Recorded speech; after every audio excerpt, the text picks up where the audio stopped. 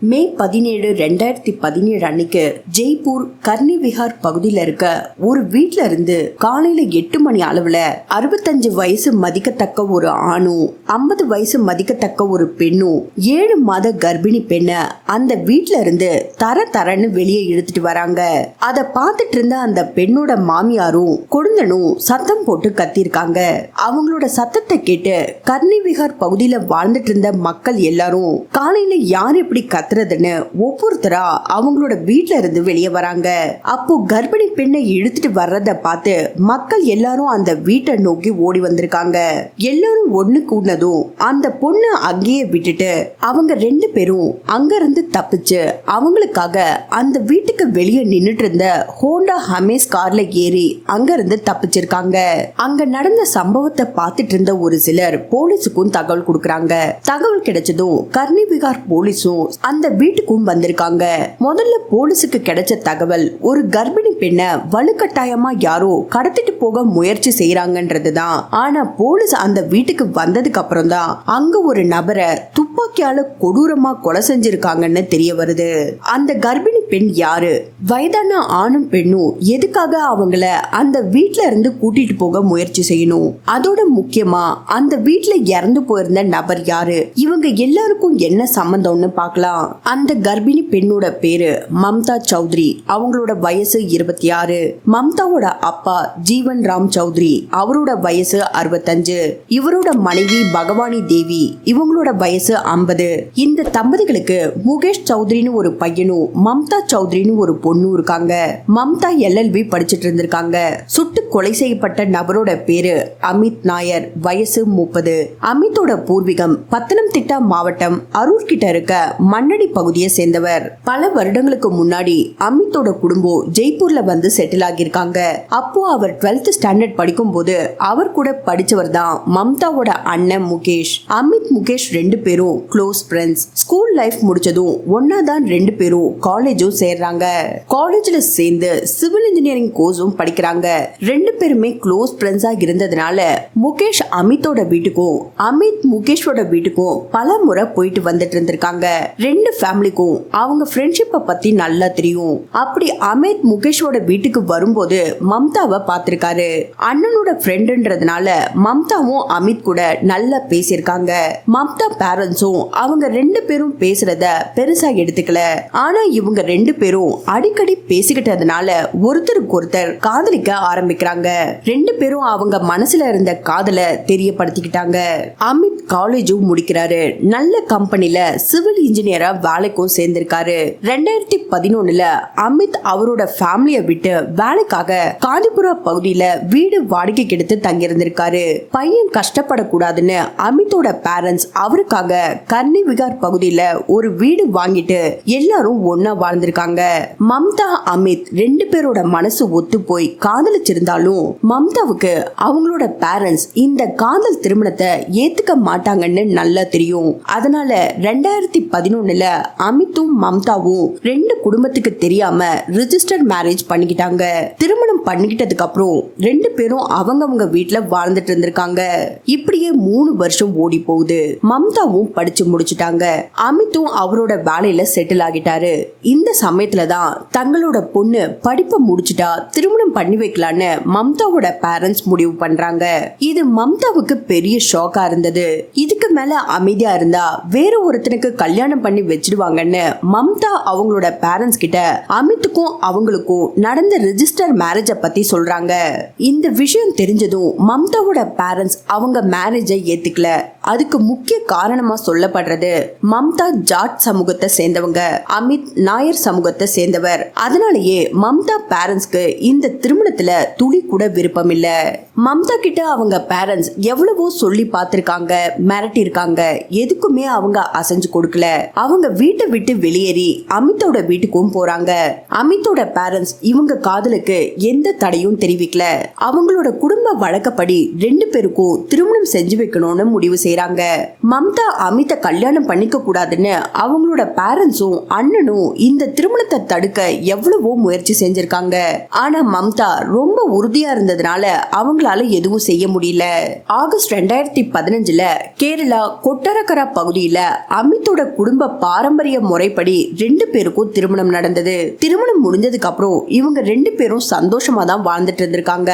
ஆனா மம்தாவோட குடும்பம் அவங்களோட மானமே போனதான்னு நினைச்சு அமித் மேல கோவத்தை வளர்த்துக்கிட்டாங்க. பலமுறை மம்தாவுக்கு கால் செஞ்சு அமித்தை விட்டுட்டு வந்துடுன்னு அவங்கள கட்டாயப்படுத்திருக்காங்க. ஆனா மம்தா அவங்களோட முடிவுல உறுதியா இருந்ததுனால, நீ அமித்தை விட்டுட்டு வரலனா அவனை கொன்னுடுவோம், அதோட நம்ம குடும்ப சொத்துல உனக்கு எந்த உரிமையும் கிடையாதுன்னு பத்திரத்துல கையெழுத்து போட்டுட்டு போன்னு டார்ச்சர் பண்ணிட்டே இருந்திருக்காங்க. நாளுக்கு நாள் மம்தாவோட ஃபேமிலி அவங்கள டார்ச்சர் பண்ணிட்டே இருந்ததுனால நவம்பர் 23, 2015 அன்னைக்கு கர்னிவிகார் போலீஸ் ஸ்டேஷன்ல மம்தா அவங்க பேரண்ட்ஸும் அண்ணனும் மிரட்டுறதா அவங்க மேல கம்ப்ளைண்ட் கொடுக்கறாங்க.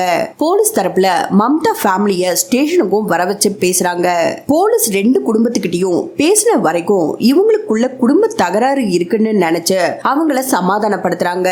அதோட மம்தா பேரண்ட்ஸ் மன்னிப்பு கேட்டதால அவங்க மேல கொடுத்த கேஸ வாபஸ் வாங்கியிருக்காங்க.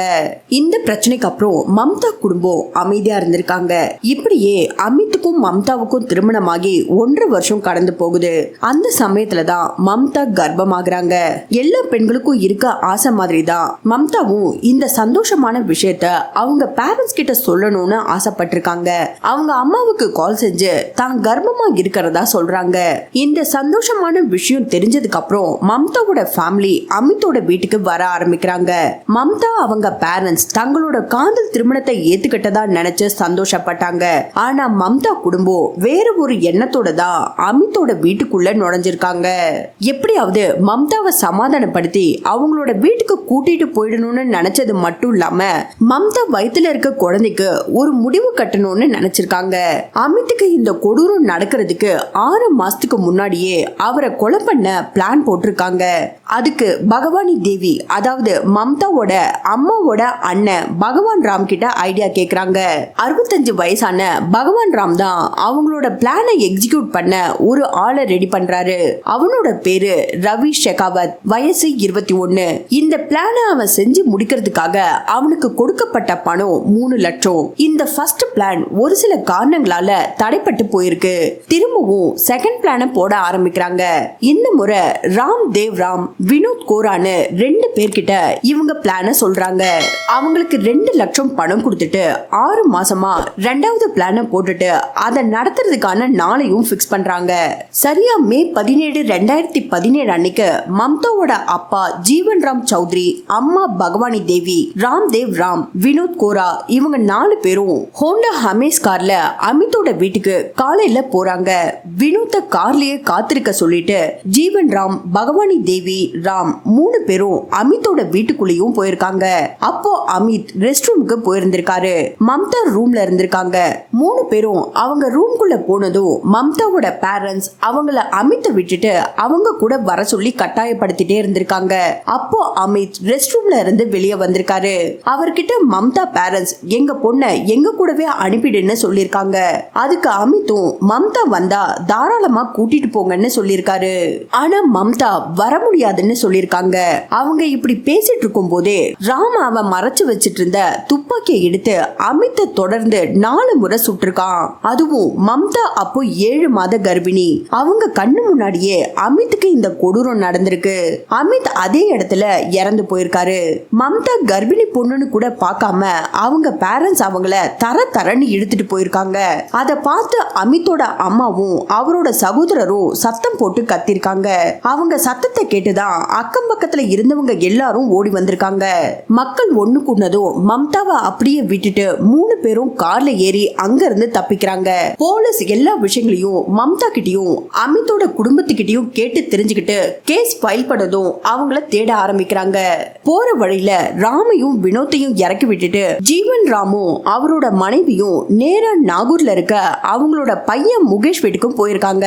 அங்க போயிட்டு அவங்களோட காரை நிறுத்திட்டு 2 பேரும் அங்க இருந்து கிளம்பிருக்காங்க. அமித் இறந்த அடுத்த நாளே நாகூர்ல அவரோட வீட்ல இருந்த முகேஷ கைது செய்யறாங்க. அங்க இருந்த காரையும் கைப்பற்றிருக்காங்க. அடுத்ததா இந்த கொலையை செய்ய ஆட்களை ஏற்பாடு செஞ்சு கொடுத்த பகவான் ராமையும் கைது செய்யறாங்க. முகேஷ் வீட்ல இருந்து கிளம்பி போன ஜீவன் ராமும் பகவானி தேவியும் முதல்ல பஸ் பிடிச்சு சூரத்தை நோக்கி போயிருக்காங்க. அங்க போனதும் ஜீவன் ராம் அவரோட மனைவிய சிகார் பஸ்ல ஏத்தி விட்டுருக்காரு. மே 24, 2017 அன்னைக்கு சிகார்ல பகவானி தேவிய போலீஸ் கைது செய்யறாங்க. மனைவிய சிகார்ல பஸ் ஏத்திட்டு ஜீவன் ராம் ஹரியானாவை நோக்கி போயிருக்காரு. ஹரியானாவில இருந்து வேற ஊருக்கு தப்பிச்சு போறதுக்காக பஸ் ஏறும்போது ஜீவன் ராமையும் போலீஸ் கைது செய்யறாங்க. அடுத்ததா ராம், வினோத் 2 பேரையும் தேட ஆரம்பிக்கிறாங்க. ஜூன் 6, 2017 அன்னைக்கு வினோத் கோராவும் போலீசால கைது செய்யப்படுறான். முக்கிய குற்றவாளியான ராம் தேவ் ராம் சிகார் மாவட்டம் லோசல் கிட்ட இருக்க பொன்புரா கிராமத்தை சேர்ந்தவன். அமிட்ட கொலை பண்ணிட்டு பீகார், ஃபதேப்பூர் இப்படி பல இடங்கள்ல சுத்தி திரிஞ்சிட்டு இருந்திருக்கான். அவன் கையில இருந்த பணம் காலியானதுக்கு அப்புறம் பிபாட் நகர்ல இருக்க ஒரு தொழிற்சாலையில வேலைக்கு சேர்ந்து அங்க வேலை பார்த்துட்டு இருந்திருக்கான். ராம் பிபாட் நகர்ல தான் இருக்கான்னு போலீஸ்க்கு தகவல் கிடைச்சதும் அவன் இருக்க இடத்துக்கே போயிட்டு கைது செஞ்சு ஜெய்ப்பூருக்கு கூட்டிட்டு வந்திருக்காங்க. இந்த கேஸ்ல மொத்தமா 7 பேரை கைது செய்யறாங்க.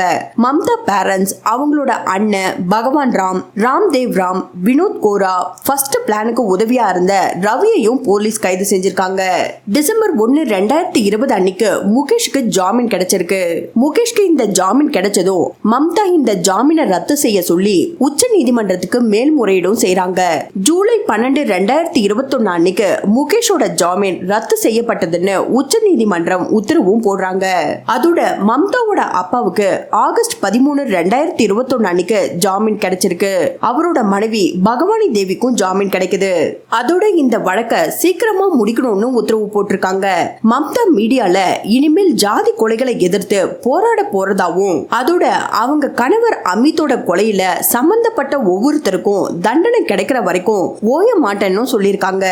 அமித்துக்கும் மம்தாவுக்கும் அழகான ஒரு ஆண் குழந்தை பிறந்திருக்கான். அந்த பையனோட பேரு குட்போ. அதோட மம்தாவும் அவங்களோட பையனும் அமித் குடும்பத்து கூட தான் வாழ்ந்துட்டு இருக்காங்க. மம்தாவோட அப்பா ஜீவன் ராம் போலீஸ் கிட்ட என்ன சொல்லியிருக்காருன்னா, அமித்த கொலை பண்ணதுக்காக நான் வருத்தப்படவே இல்லைன்னு சொல்லியிருக்காரு. அமித்தோட கொலை வழக்குல சம்பந்தப்பட்ட குற்றவாளிகளுக்கு இன்னும் தண்டனை கிடைக்கல. இந்த வழக்கு இன்னும் நடந்துட்டு தான் இருக்கு. நீங்க இந்த கேஸ பத்தி என்ன நினைக்கிறீங்கன்னு மறக்காம கமெண்ட் பண்ணுங்க. மறுபடியும் வேற ஒரு கேஸ்ல உங்களை சந்திக்கிறேன். தேங்க்ஸ் ஃபார் வாட்சிங் ஃப்ரெண்ட்ஸ்.